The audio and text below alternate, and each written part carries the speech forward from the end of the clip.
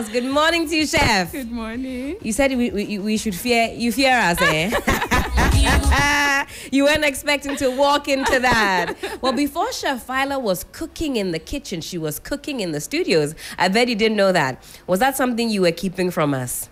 Not really. It's something that has been on YouTube, so Okay. I knew you'd come across it someday too. I see. So you were cooking in the studio back in the day? Yes. Well, the song that you were just listening to, that is in fact Executive Chef Faila. Yes. What is the title of that song? People, meaning election. Okay. Yes. So perfect for this year.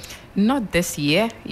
I'm sure evidently you could tell what was happening in the Yes. past with the North, and Yes. it was a priority for me to use my talents to preach peace across the northern regions. That's right. I'm And- saying it'll be instrumental this year. We can do a remix because it's an election year. There's no year on it, and it's still something my people play all the time. Oh, I see. You weren't expecting it. We're full of surprises today, Chef Faila. I don't know what else I have up my sleeve, but just buckle up. How long has it been since your cookathon ended? It's been barely 2 weeks. Barely 2 weeks. A week too. Yeah. Yeah. Are you finally settling into your new normal, your new reality? Exactly. You're settling into it. I was ready for change. And Okay. So I'm adjusting to it. So now when we want to reach you, we have to call maybe like a secretary or a PA. My friends have my management, so Okay. it's okay for them to coach me for now until maybe if they feel I need a much more professional person, then they could talk it out together. Okay, so far it's the same team. It's You the haven't same switched team. up on anybody, Not at Jess, all. or not yet. No, I would not switch. We will do this together. Amazing stuff. And kudos to your team as well. It takes an army to prop you up. It takes a village. Three solid guys. I haven't seen you brought some bodyguards with you my this God. morning. Hey, so now we have to talk to a team. We have bodyguards, we have security, Executive Chef Faila, Chef Papebi. Well, of course, we know that you were catapulted into our faces, into our homes, into the spotlight because you decided to embark on an attempt to break a Guinness World Record, and that was for the longest cooking time.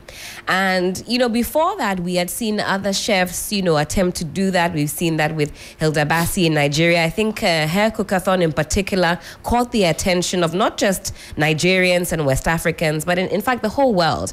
Prior to that, I didn't even realize that such a record existed. And you can see that if you're watching us on Facebook, the stats there. So we had Hilda Bassi, and she did that from May 11th to May 15th. Her stats were 93 hours, 40 minutes, 11 seconds. Then we saw Alan Fisher of Ireland come and overtake her with some 119 hours. He kicked off that cookathon in September of last year. Then, no breathing space for this particular cookathon. Dorcas Kirabo of Uganda also came through 144 hours. But Chef Faila said lie. Chef Faila said there is no way, ain't no mountain high enough. You wanted to demolish the record. In fact, had your team allowed you, Ganka, by now, I'd have to come and speak to you. I'm honestly not happy with them. I'm really? not happy with them at all. You're not happy with them? Yes. They knew what I wanted to do for Ghana on this record, so they should have allowed me. Oh, but Like other issues came into play. Like you said, they were concerned about your safety. Were you not concerned about your own safety? It's okay to die for Mother Ghana. I'm not the first to die for Ghana.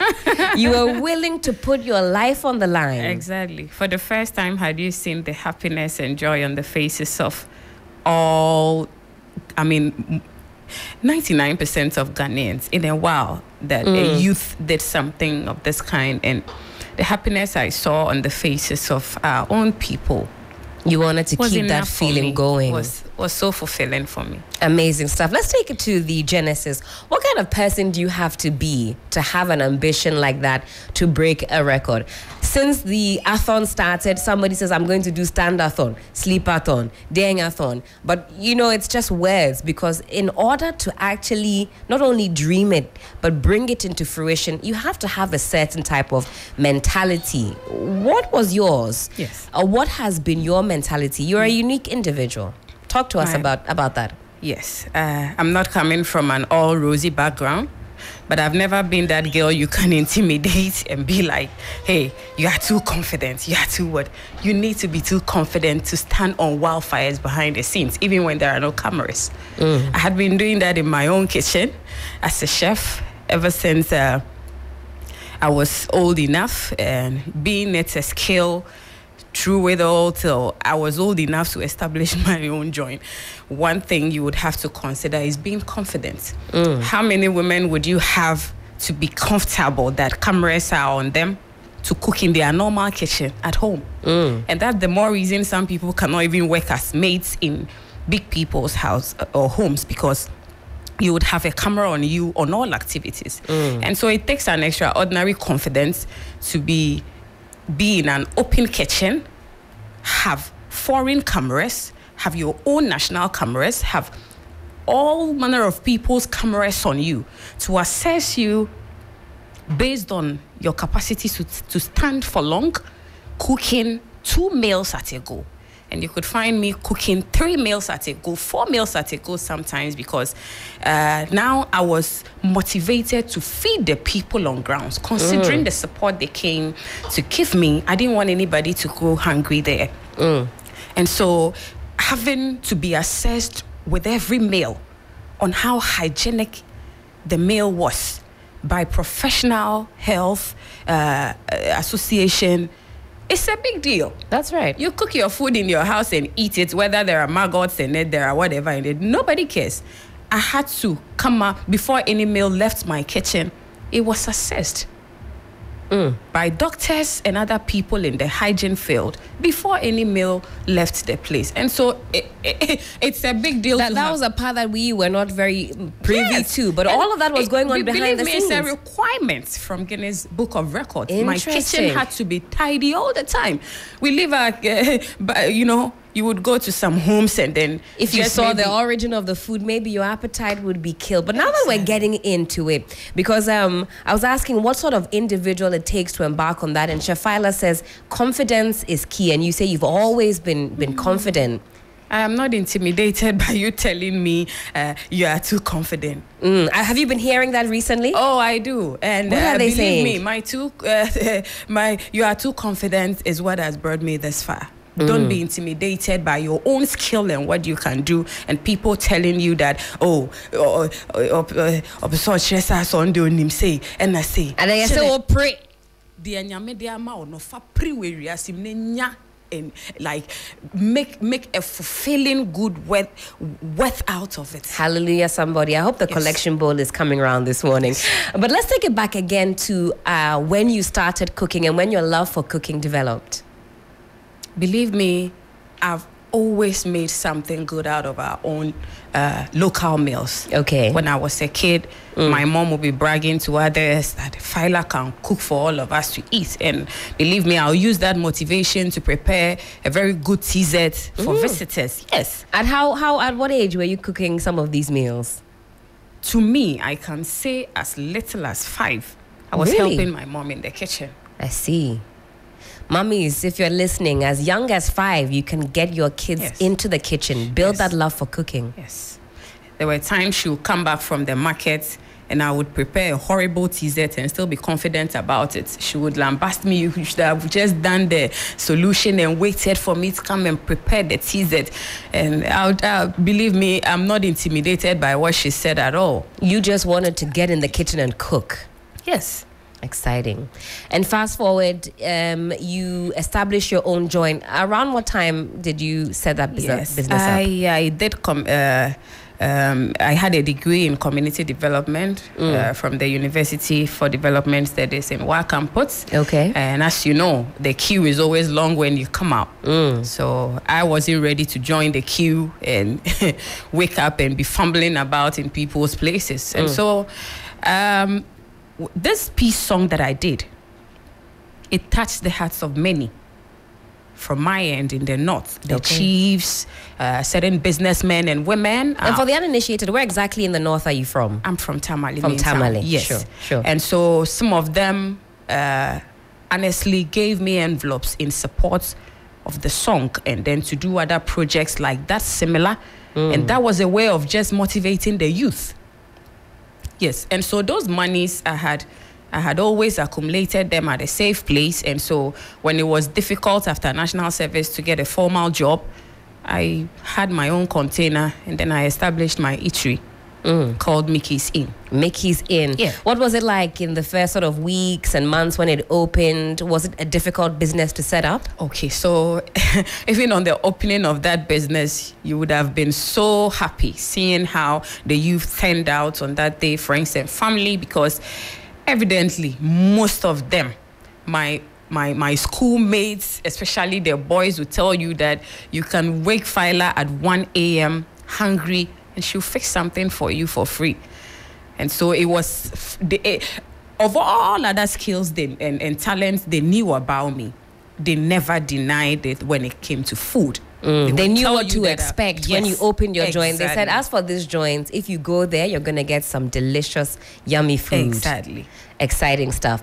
And then fast forward, we hear that a certain Chef Faila wants to break a Guinness World Record. Were you inspired by the likes of Hilda Bassi and Ian Fisher? Or was that something that was brewing before they made their attempts? Yes. The motivation had, and the let's say the inspiration had always been there, that coming from a very deprived society and having us to grow up into hearing that we are only good at this and that, it was a priority for me to do something different, stand out, not go wayward, and be able to manifest a dream such as Cookathon and others in honor of the society, in honor of our parents, our chiefs, our big men and businessmen and women who have been toiling hard for the integrity of our town in Ghana. It was a big deal for me to stand out as a good young girl and do something. And so, yes, having other people from other African countries doing something of that sort in Cookathon was equally a motivation. I would lie about that. And so I was like, no, we are strong Ghanaian women. The kind of upbringing our mothers gave to us, we just simply need to grab opportunities and show the world in honor of them. Just maybe they couldn't do it. That's right. We are still young and strong. Let's manifest it. And that was what pushed me into the application. Yes. How long did it take from the point of the application to, let's say, day one of the Cookathon? Okay, when you apply as the regular, not the priority, the regular means that you don't have money to pay for you to probably be given a protocol service. And so I did the regular. That should have taken about 6 months for me to get a reply. But Okay. the 6 months had come to pass and there was nothing. But I was just hopeful while doing other projects with my guys in the north, and boom, just one midnight, I went into my Gmail and then I had my confirmation from them. And work started right that moment. So what does that email look like? They tell you that, okay, you can start on this day, or who determines the date of just start? like our institutions here, when you put in an application telling them that you can do this, you can do that on this course, they assess you. Okay. They do a background check. They follow up on their own way of having this confidence that, well, you can do it. Okay. Then they give you a reference number. Now, anybody telling you that Guinness said I should do this, I'm doing it, ask them for their reference numbers. Because there are times people would even go behind us to see if we were truthful or not, and go all the way to email Guinness, and they would look into their system and actually tell you that this person has her records with us on the fact that we gave the person the approval to actually do this. That's and so it interesting. can keep away the unnecessary hula baloos of giving someone, hey, somebody is doing your this, somebody is doing your that. Was that something that you encountered, that people wanted to make sure that you were in fact, and look official? inferior, and try to let it look inferior about what they are doing to let it look like, oh, somebody else is gonna do it. There are records for everything, just like the universities we came from. You Right. would have your ID that would trace to your records and everything. And so that was how it looked like. They formally give you a letter validating you and giving you the go-ahead, confirming your time, your date, your hours to embark on that project. Okay. And then you should now put yourself together. gather all the necessary evidences through the live video non-stop you are going to have on you do that project, and that is your evidence. So if, like in your circumstance where you ended up prolonging your initial time, yes, is that something that you have to officially communicate, or they just journey on with you as you go? So with Cookathon, the evidence proves it. Okay.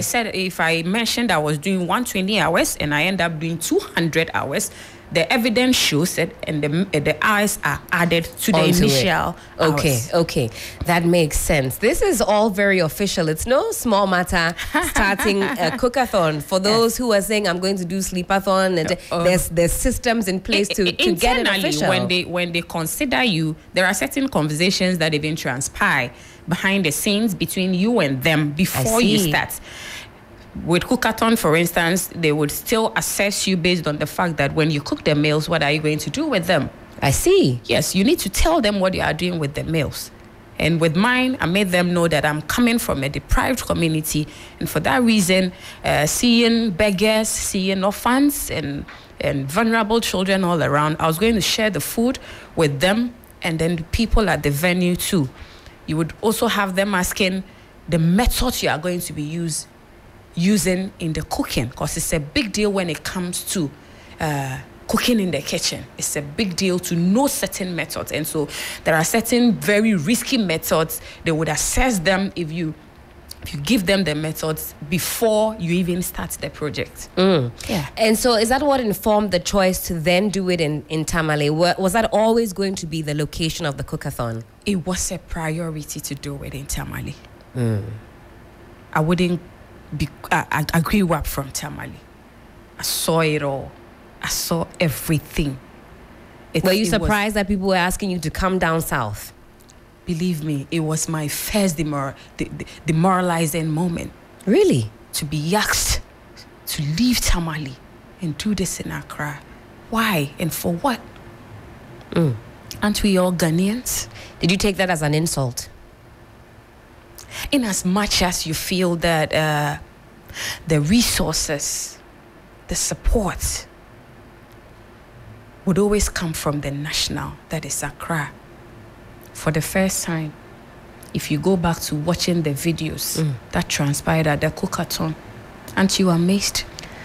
Blown away. And I didn't understand why people were calling for the Cookathon to be brought down south, because I know the people of Tamale. So I took the positive and the negative out of it. It was a statement and a moment that dared our people to support their own.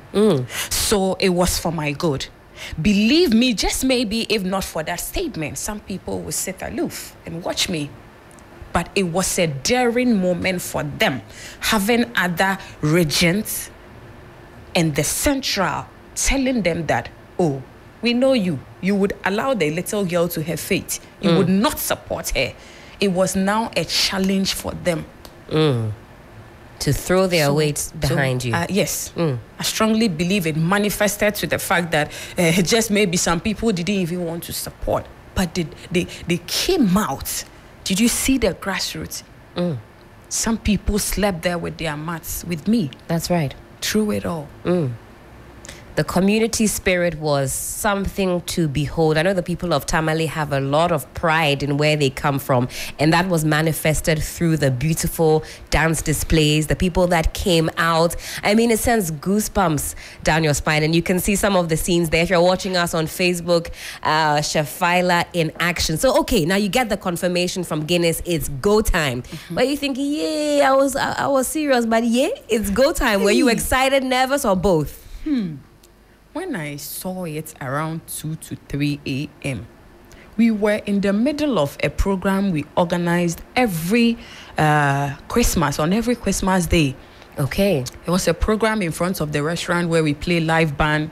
We invite our northern musicians to come and perform to entertain the public, whilst they also buy food and drinks from the restaurant as a way of development and preventing them from going outside the town to spend on other places, thereby keeping our own taxes in our own town for development. We were in the middle of this preparing for this program. When I saw the confirmation, I said, no, we are going to stop the program that's going to be held on the Christmas day. So you stopped it? We stopped it.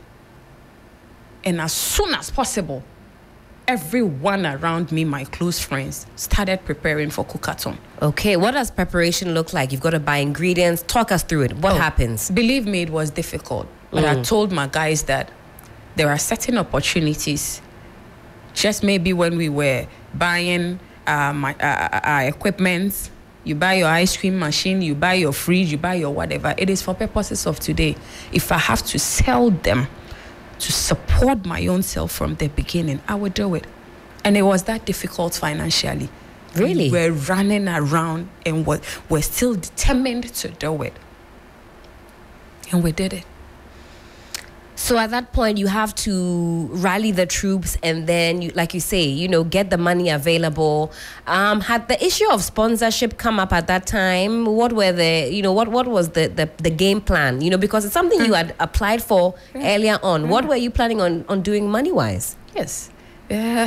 When you go to my Instagram, you go to my inbox, you weep. Because I almost reached out to almost everyone, the institutions, the individuals. Yes, I was reaching out, and yes, I was open to the fact that yes, sponsorship doesn't just happen that way. But I know in certain considerations, looking at the project at hand, some little considerations may be given. I tried, but yes, it was difficult. Some reached out, some didn't, but they later reached out. And that was what I was always telling my guys. The motivation is that start it, people will help. And even when you start it, be flexible to the fact that even if the help doesn't come, you are going to do it. That was the mentality I had and moved into the kit, because my first ingredients I bought it by myself. With your own money.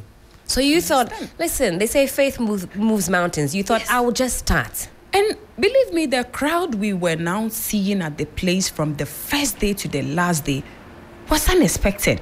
I told my guys that Guinness is not saying people should come and help you do it. It's a record to be broken by an individual. And so I needed that to motivate my own self, that whether somebody showed up for me or didn't turn up, I was still going to do it, because I was going to be assessed by myself and not by the support of anyone. That's right. Did you have enough to carry you through the 120 hours you initially wanted to cook for? Did you have enough stock, or you thought, listen, I'm just going to start? No, but I was hopeful. If you could estimate it, for the ingredients you had, how long were you predicting that? So the mentality I had was that if I entered and what I had finished cooking it and I hadn't got into my 120 hours, I was going to be boiling hot water and pouring it for them to see on camera. You were going to boil water and pour it out. Would Guinness have accepted that as cooking? That is cooking. It's boiling, not cooking. But what are you boiling? Hot water, not cooking. What are we boiling, Chef Faila? Believe me, I was going to boil hot water. Or flavored boiled water. I had flavored and essences I would have used. I had color. This is Chef Faila soup special.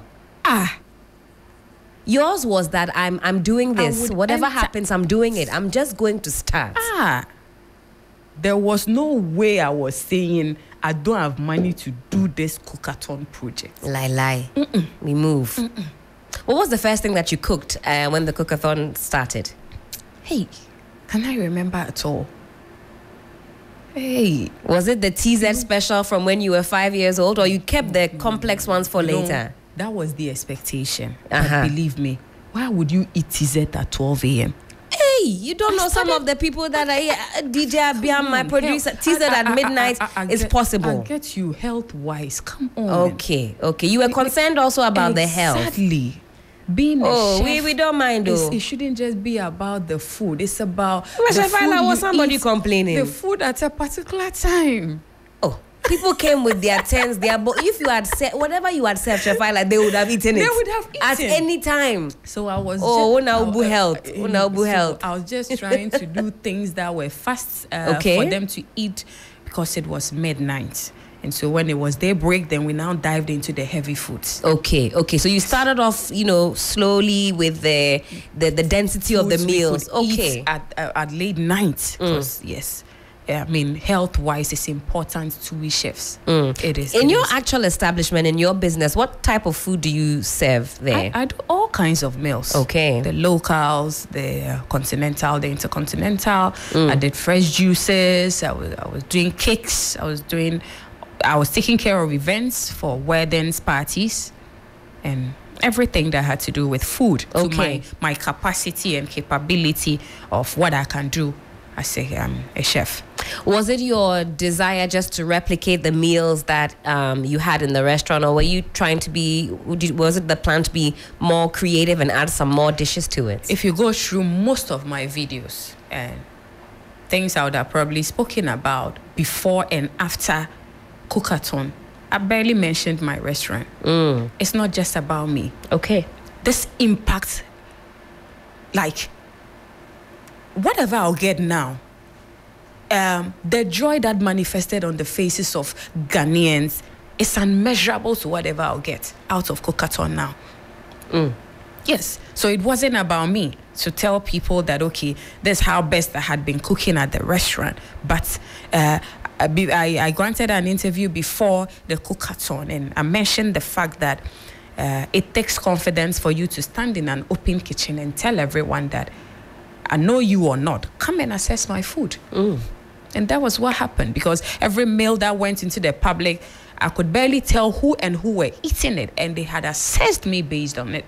And that's almost 3,000 plates served. So that is a lot of samplers. I mean, that is a huge sample size for you to get direct feedback. A lot of us are quite sensitive about cooking. You might not, and there's something you said at the beginning of this conversation that, you open up your kitchen, as it were, for somebody to assess you. Not even just somebody, pretty much it feels like the whole country and beyond. Yes. For some people, when they're cooking, they don't want anybody there to assess them, say, hey, this is what they're adding, this is what they're omitting, this is what the kitchen looks like. It does take a level of confidence to open that up. Now, we spoke with one member on your medical team, in fact, the psychologist who assisted you. I forget his name. Apologies for that. And he said that it took a lot of, Dr. Peter, I believe it was. Yes. He said that by the end of it, you guys were pretty much best friends. Pretty much buddy-buddy. That man is one of the best I came across during Cookathon. Positivity is everything. Words are powerful. The man spoke each day positive words into my head when I was walking to the kitchen and out of the kitchen. Sometimes we are not sick. Sometimes we don't need to end up at the hospital. Sometimes we don't need to go mad and be seen in tattered clothes before an intervention. Words of positivity. If all of us would prioritize speaking 80% positivity to our loved ones, we will be good to go. So you speak to Dr. Peter and it reinforces the vim that you have. You can imagine thousands of people telling me on social media that, oh, she can't do it. The fact that she's even coming from over there, she can't do it. You were reading comments? Oh, yes. I am that confident to read comments and still not make a big deal out of it, because that doesn't define me. I'm sure your team told you to stay away from reading those kinds of comments. It's a motivation to me. What do you tell me I cannot do? I'll do it in folds. Thousands of people telling me that, oh, she cannot do it. Give her 2 days. We would off our televisions and shame her to go and sit her somewhere. Then you have just one positive individual, a professional as such, like my psychologist, telling me that, Faila, as you move out, you are going to see a crowd. They are the first grassroots to give you their support on this project. Would you let them down? Then I said, no, doctor, I'm going to do it for them. So even before I came out of Cookathon successfully, I had shown my gratitude to the grassroots. I finished my 120, added some hours that was reasonable enough to say, it's okay, 150. But I looked at the people and said, I deserve to die in this kitchen. You wanted to die in the kitchen? Watching them being happy. That's okay. Nobody forced me to continue till the 10 days. You wanted to do it. It was joy. seeing my people having to push each other each day to come into Modern City Hotel just to watch me cook. I had a whole yana, a whole bewa.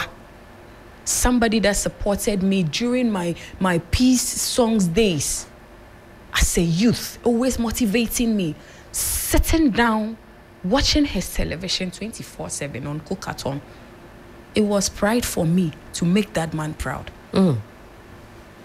Now, as much as people were not as supportive, some people, I would say a small fraction, were not as supportive.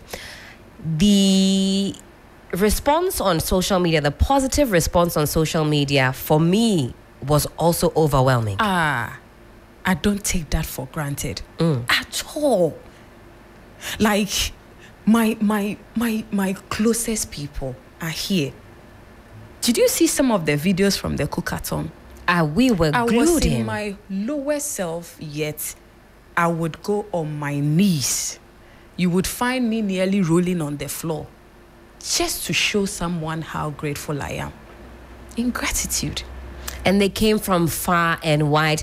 I couldn't make the trip, but I was constantly asking, is there any delivery service going on? Crab, I'm seeing TZ, I'm seeing jollof, I saw pancake, I saw rice, Chef Faila, if they had given me a direct line to you, I'd have requested a plate of jollof. That looks succulent. I've never tried TZ before. I've actually never tried TZ before. I said, they should put some on a plate for me. Let me just taste this. Please read on the benefits of ayoyo and dawa dawa combined together in a good soup for you to have complemented it with TZ, and you would see something. Before the weekend, I believe you. Look, the way you are glowing right now, take TZ for some time and see something. Hey. I am sure all the big men in this country will fight over you. Chef Faila, but sticking with the meals, were you getting feedback as you were cooking? Oh, they really enjoyed this one, that one. Were you getting some of that feedback or not? There were times I would just have my glass being tapped and I see bodybuilding men. Faila, we want to eat something. Hey, Faila, we want to eat something. Then I'm like, Eric, give me the nearest big saucepan. Pack, mixing something together. And the food will be like, they will fight for their food. And I'm quiet in my kitchen. There were times some of my managers to come inside and be like, Faila, hey, there are some big people here. They insist on eating your food before they leave. Oh, the likes of Sweet Ajele, the likes of NDA, the likes of Kwekumenu, the likes of Asamoah Kwabna, and so many wonderful people who came through. That's right. Nana Brefo was there. I will go on and on and on. And they want to taste the food. It was a privilege. You would have one of my managers coming in and be like, Faila, this people. And then I now asked one of them, so are we here to be cooking for people up and down or what? Guinness said I should cook at my own pace for long hours. Now, why are you putting it on my neck as if we are here for a buffet party? You wanted the people to eat the food and feel the food. Exactly. What was the most difficult time during this cookathon, the 10 days that you were in the kitchen? Yes, I won't lie about it. I'm human. I'm not supernatural. And so having to go 10 days without a good sleep was a big deal. What are the rules on the resting, actually? 5 minutes per hour. I see. So before you get 30 minutes, you need to do so much hours to accumulate. It's the 5 minutes for it to be 30 minutes for you to get inside. And when you get inside for that 30 minutes, you are going to use it to bath. You have to compromise inside that 30 minutes. Then the doctors and nurses will not leave you. They will come after you to do their work by hook or crook, to check your BP, check everything, to ensure that you are in your good state to continue the project. So I barely shared that 30 minutes with them. I see. No. So having to, there's nature and there's being human. Having to force my eyes not to sleep. There were times you find me crying on sets. You were crying? Oh, I would cry and wipe the tears and keep moving, because I tell God that, God, this is not the time to force sleep on me. I don't want to sleep. Keep the sleep. When I finish, I'll sleep the way I want. So I beg you, you find me praying at certain moments when I'm not supposed to in the kitchen. But it was to tell God that, I beg you, don't force nature on me. You allow the eyes to be that open. I can't sleep on set. Was there any point when you thought, I've bitten off more than I can chew, I have to stop? No. There was never any moment in those 227 hours where you thought, Chef Faila, I've taken it too far. Let me just quit now. I mentioned earlier, it wasn't about me. You see these 3 wonderful guys?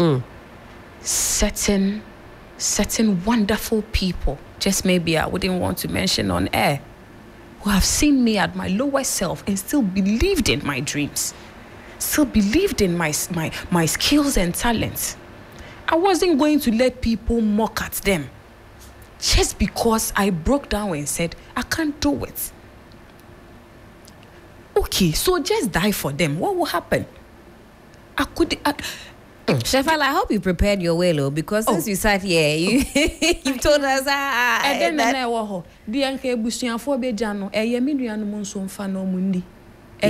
you have no problem with that. I would have set the pace for them.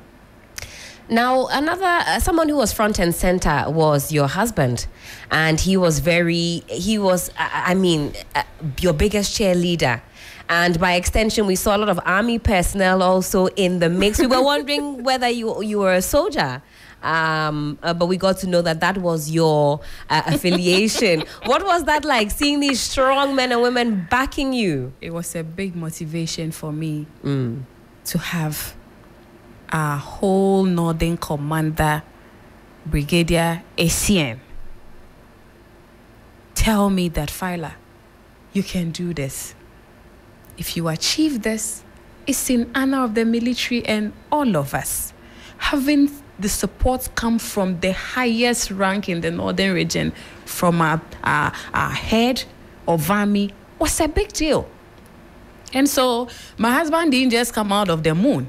He took orders from the big man, Brigadier ACN, and our commander from the Kamina Barracks, and other commanders from the Airborne, the Air Force, to be able to have been flexible the way you were seeing him. Because believe me, of so many things other security personnel can do, the army will be the last place you should think of being too public. Okay.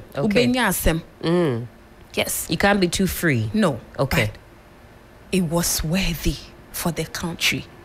And so seeing my husband there as a military man, giving me his support and motivation, coming to peep at the kitchen and be like, Atopa, are you okay? Are you fine? Oh, I'm fine. Please, this is not the house. That's your nickname. We are on camera. Atopa. That's his nickname. He has been trying to force it on me. But it's quite early. It's quite early. Time check. It is some 2 minutes to the top of the 9 a.m. We're live here on 3FM Sunrise with executive Chef Faila. She was cooking her way, or quite possibly cooked her way into that Guinness World Record after cooking for some 227 hours. I know your life has completely changed. There's been a lot made, Chef Faila, I've got to be honest, about some of the comments on social media as you've done different engagements. I know that has come to your attention. Some people have maybe taken some of the things that you've said not really well. Speak to us about that. What has been going on, and why do people have this idea that you should be maybe saying sorry? What's going on? Okay. Yes, I forgive them. I am here in positivity and appreciate the greater number of people. After that particular scandal or whatever, have you seen the wonderful pictures that have been out on my social media? These are wonderful people. Their words and wisdom are enough to keep me going, to keep me bringing out the best in me, even after cookathon. I'm human. Who am I to not be subjected to vilification? Who am I? Have you seen the big people across the world, even the Obamas, being subjected to ridicule? Yet, they had been a motivation to us. I'm not going to break down now because of a comment. You say you forgive them. I am not the type that you would have the opportunity to kill my confidence with a comment, a headline, a whatever, I would still extract the positivity out of it and keep myself moving. And so I'm so grateful to our true loved ones. I'm so grateful for the people who are still rallying behind me. And I'm going to make them extremely proud. Amazing stuff. I know they also want to see you on TV. They are telling me to release Chef Faila. You're a very, very wanted woman these days. What next? What is the future for Chef Faila? Yes, I know TV3 would be willing to be a part of all our beautiful projects. And I'm going to keep you in suspense for that. Yes. You're keeping us in suspense. Exactly.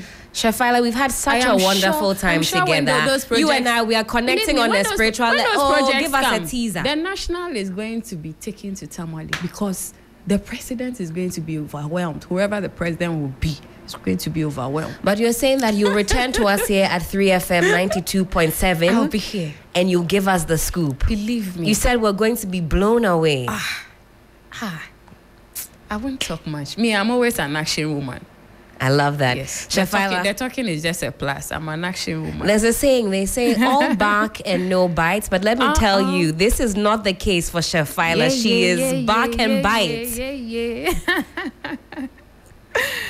Okay, now they want a hashtag to trend. We didn't know you were called Atopa. Listen, I leave that to them. It's Cookathon by Faila. And No, Faila Razak Cookatu, please.